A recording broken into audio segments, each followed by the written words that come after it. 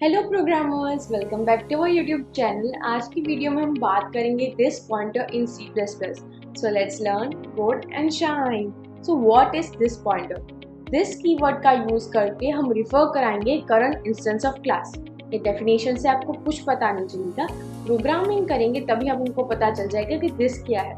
उसके तीन main usages हैं। पहला, use to pass the current object as a parameter to another method. Second, used to refer the current class instance variable. Third, used to declare indexer. ये तीनों के तीनों main usages हम हमारे प्रोग्रामिंग पार्ट में देखेंगे। So let's go, let's open Dev C++। Control N की मदद से हम न्यू फाइल ओपन करा देंगे। यहाँ लिख देंगे passing current object as a parameter to another method. चलिए फर्स्ट हमारा हेडर फाइल लिख देते हैं। उसके बाद यूजिंग नेम स्पेस std। उसके बाद क्लास माई क्लास। उसकी इनसाइड हम एक प्राइवेट मॉडिफायर यूज करेंगे जिसमें हम लिखेंगे इंटीजर नम। उसके बाद एक पब्लिक एक्सेस मॉडिफायर, इसमें हम लिखेंगे वॉइड सेट नम इंटीजर नम। उसके ब्लॉक में हम लिखेंगे this num equals to num. सो यहाँ मैंने सेटअप मेथड यूज किया है। क्या किया है? सेटअप यूज किया है यहाँ। अब वो क्या कर रहा है कि वो सेम ही इंटीजर नम नाम का एक वेरिएबल ले रहा है जो प्राइवेट में। तो कंपाइलर कंफ्यूज हो जाएगा कि ये वाला नम है कि ये वाला नम है। सो हम यूज करेंगे दिस नम, मीन्स ये वाला नम जो प्राइवेट में हमने डिक्लेयर किया है, this num equals to num. So ये नम है हमारा, ये आर्ग्यूमेंट वाला num, so that we don't get confuse. तो हम दिस इसलिए यूज करते हैं क्योंकि हम कोई और को रेफर करना चाहिए तब हम यहाँ यूज करेंगे। हम रेफर करने के लिए यूज करते हैं ना इसे, तो इस यहाँ हमने रेफर ही किया है कि ये नम में ये नम की वैल्यू हम डालेंगे। वहाँ मैंने सेटर का यूज किया है। चलिए आगे बढ़ते हैं और एक हम मेथड बना लेते हैं, वॉइड प्रिंट नेम। उसमें उसके ब्लॉक में हम लिखेंगे cout num is, यहाँ यूज करेंगे this, उसमें लिखेंगे num, जस्ट अ सेकेंड। उसके बाद यहाँ एंडल। उसके बाद और एक हम बनाएंगे void print num डबल, और उसके ब्रैकेट में हम माई क्लास, हमने जो क्लास बनाया है उसका नेम, और यहाँ एक पॉइंटर ऑब्जेक्ट क्रिएट कर देंगे आर्ग्यूमेंट में। सो हमने क्या कहा? Pass current object as a parameter to another method. तो यहाँ एक मेथड में हमने ऑब्जेक्ट को एज एन पैरामीटर पास किया हुआ है। सो यहाँ लिखेंगे cout num डबल इज, और यहाँ लिखेंगे ऑब्जेक्ट नम इनटू 2, और यहाँ दे देंगे एंडल सेमीकोलन। उसके बाद और एक मेथड हम क्रिएट करेंगे, वॉइड प्रिंट डबल नम, और उसके ब्लॉक में हम लिखेंगे प्रिंट नम और सेमीकोलन, और यहाँ लिखेंगे print num double,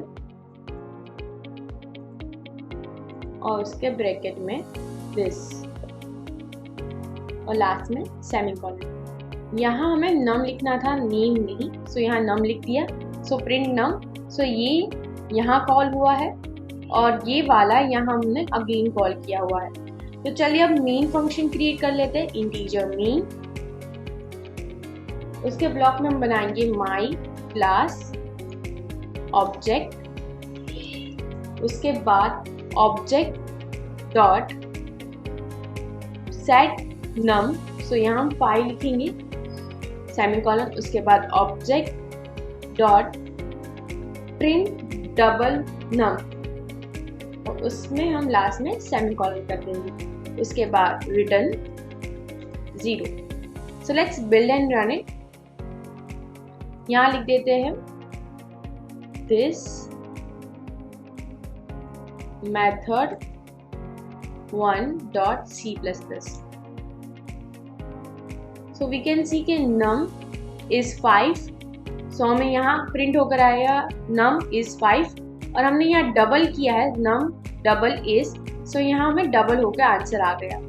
so I hope you understand कि हमें पास कैसे कराना है current object as a parameter to another object. So हम सेकेंड वाला मेथड करते हैं जो था, सो कंट्रोल एन की मदद से हम न्यू फाइल ओपन करा देंगे और यहाँ लिखेंगे दिस कीवर्ड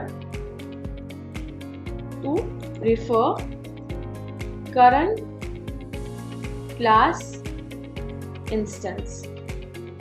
सो ये मेथड था, करंट क्लास इंस्टेंस वेरिएबल को हमें दिस की मदद से यूज करना है। सो अगेन हम हेडर फाइल बना देंगे include iostream using namespace std। उसके बाद हम क्लास का नेम लिखेंगे, मैं सेम ही रखती हूँ माई क्लास। इसके ब्लॉक में हम प्राइवेट एक्सेस मॉडिफायर लेंगे, उसमें डालेंगे इंटीजर नम, उसके बाद एक पब्लिक, इसमें हम लिखेंगे माई क्लास इंटीजर n, उसके ब्लॉक में हम लिखेंगे num इक्वल्स टू n। उसके बाद हम एक फंक्शन मेथड बनाएंगे set num। सो ये मैंने सेटर मेथड बनाया, उसमें हमने लिया इंटीजर n, उसके ब्लॉक में लिखा हमने this num equals to n। उसके बाद और एक मेथड बनाया void display, उसके ब्लॉक में हमने लिखा cout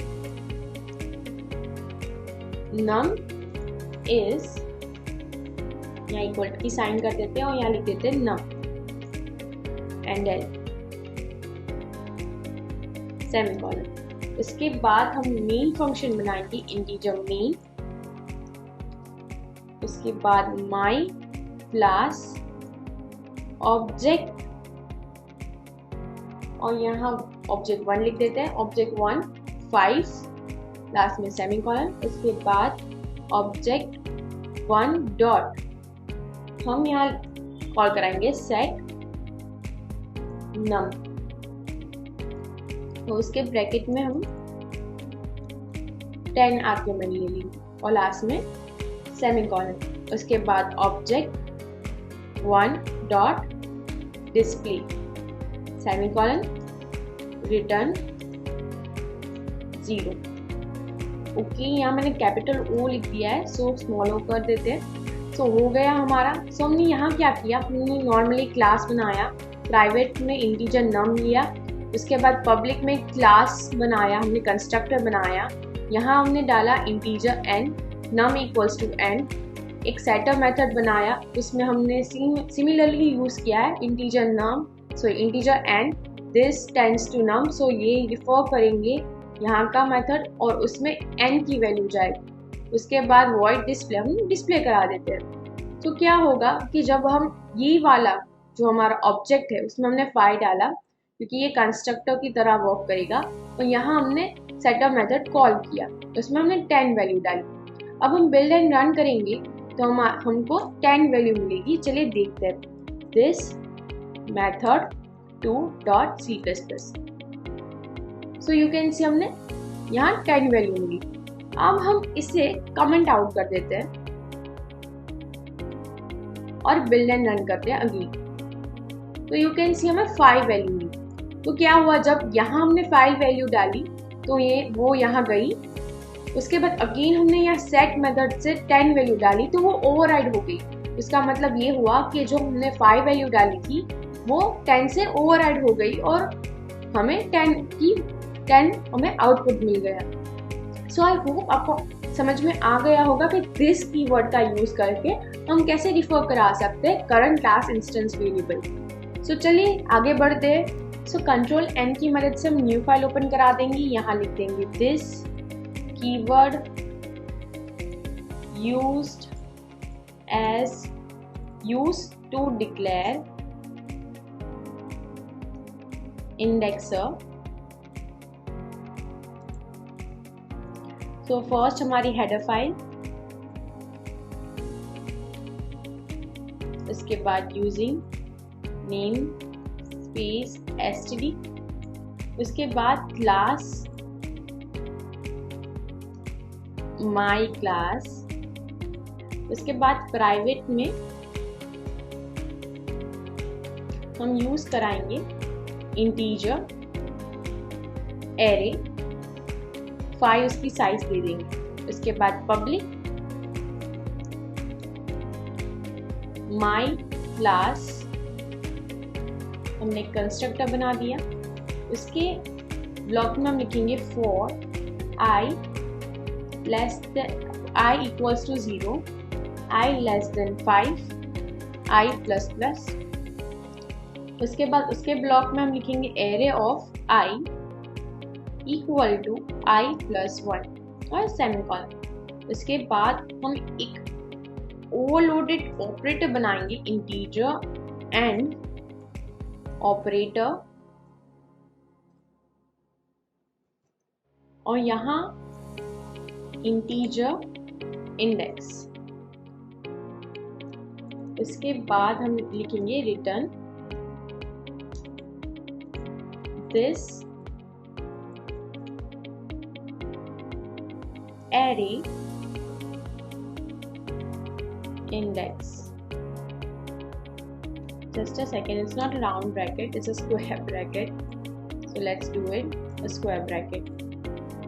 और लास्ट में सेमीकोलन। सो ये हमने ओवरलोडेड ऑपरेटर यूज किया है जो हमें जो एरे है उसका इंडेक्स रिटर्न करा के देगा। ये हमने अभी तक पढ़ा नहीं है, जब पढ़ेंगे तब हम इसकी बात करेंगे। अभी के लिए डोंट वरी अबाउट इट, ये क्या है वो डोंट वरी। अभी इतना समझ लीजिए कि दिस की यूज से हम इंडेक्स वैल्यू लेते हैं। सो चलिए आगे बढ़ते हैं और वॉइड डिस्प्ले मेथड यूज करते हैं। और यहाँ उसके ब्लॉक में हम लिखते हैं for integer i equals to 0, i less than 5, i plus plus। उसके ब्लॉक में हम लिखेंगे सी आउट एरे, यहाँ i की वैल्यू, उसके बाद क्लोज करा देते हैं हमारा ब्रैकेट और यहाँ लिख देते एरे ऑफ i और लास्ट में हम एंडल लिख देते। उसके बाद हम मेन फंक्शन में जाएंगे, इंटीजर मेन, यहाँ लिखेंगे my class object 1 semicolon, object 1 just a second, object 1 2 equal to 10 semicolon, object 1 dot display semicolon, return 0। so let's build and run it। यहाँ लिख देते this method 3.c++।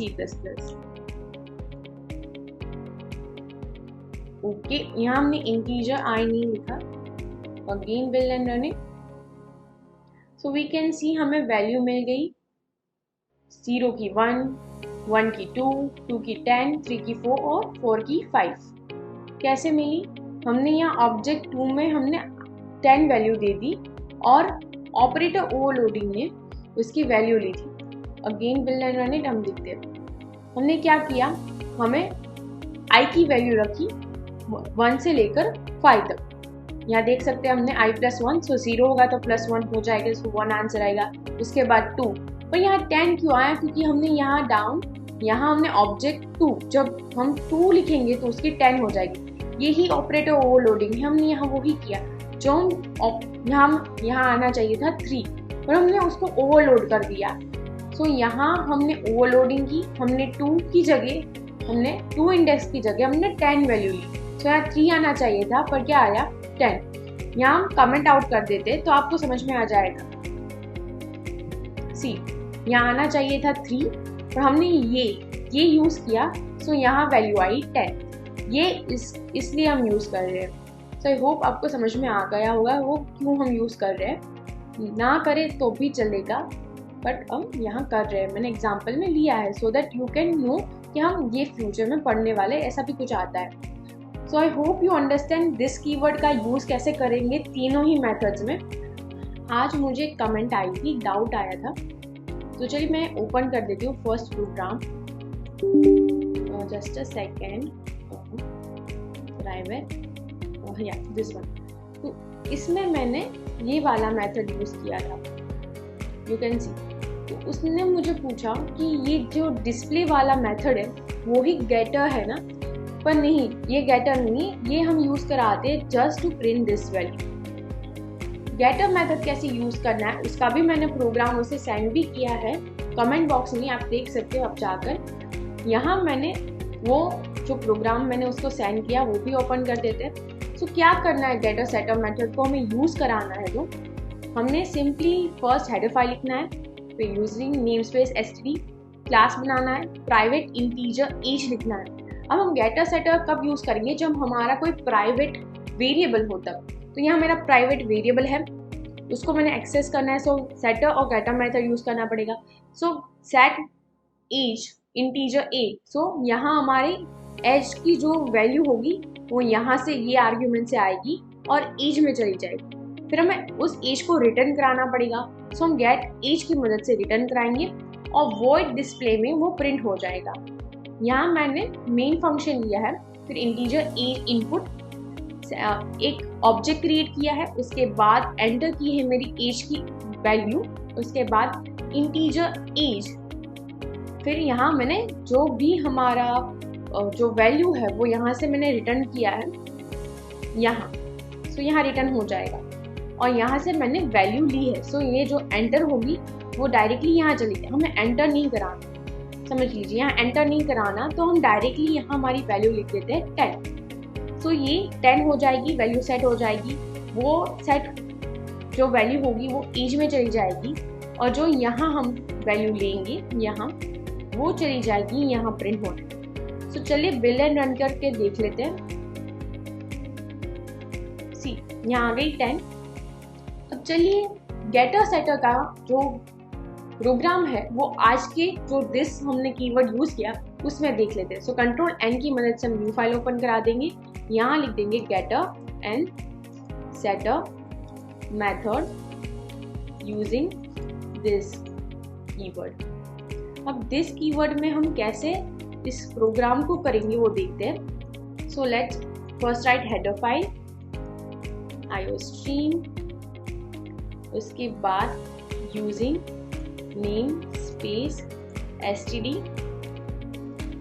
उसके बाद प्राइवेट, सॉरी पहले हमारा क्लास बनाएंगे, क्लास माई क्लास, उसके बाद प्राइवेट, यहाँ लिखेंगे इंटीजर नम सेमीकोलन, उसके बाद पब्लिक, यहाँ लिखेंगे void set num। सेट तो हमने यहाँ यूज किया ही था, सो आपको समझ में आ गया होगा सेट मेथड क्या है, पर कैसे गेटर मेथड यूज करेंगे वो सीखेंगे यहाँ। So this num equals to हमारा आर्ग्यूमेंट वाला num। सो यहाँ एक void get num हम कॉल कराएंगे, या सॉरी हम मेथड लिखेंगे, रिटर्न हम रिटर्न कराएंगे दिस num सेमीकोलन, उसके बाद इंटीजर मेन मेन ब्लॉक में हम लिखेंगे माई क्लास, ऑब्जेक्ट क्रिएट करेंगे, ऑब्जेक्ट, उसके बाद ऑब्जेक्ट डॉट सेट, और यहाँ वैल्यू लिख देते हैं 45 और लास्ट में सेमीकोलन। उसके बाद सी आउट नम वैल्यू इज करके यहाँ हम object dot get method call कराएंगे और यहाँ लिख देंगे एंड एल, लास्ट में सेमीकोलन। अब हम क्या कर सकते हैं, हम नंबर ऑफ टाइम लिख सकते हैं ऑब्जेक्ट डॉट सेट वैल्यू 34। अब देखते एक बार हम करते तो क्या होता है, 2 बार हम सेट मेथड कराते तो क्या होता है। सो फर्स्ट 1 टाइम देख लेते। सो यहाँ लिखते हैं getter and setter using this keyword dot C++। Okay, what's the issue over here. So यहाँ हमें इंटीजर वैल्यू लिखनी थी, इंटीजर, सो दैट हम रिटर्न करा रहे हैं नम। सो यहाँ हमें वॉइड नहीं लिखना, वॉइड मीन्स हम कुछ रिटर्न ही नहीं करा रहे थे। सो यहाँ इंटीजर लिखना था। So again build and run it. So you can see हमें आंसर आया 45, क्योंकि हमने 45 लिया था।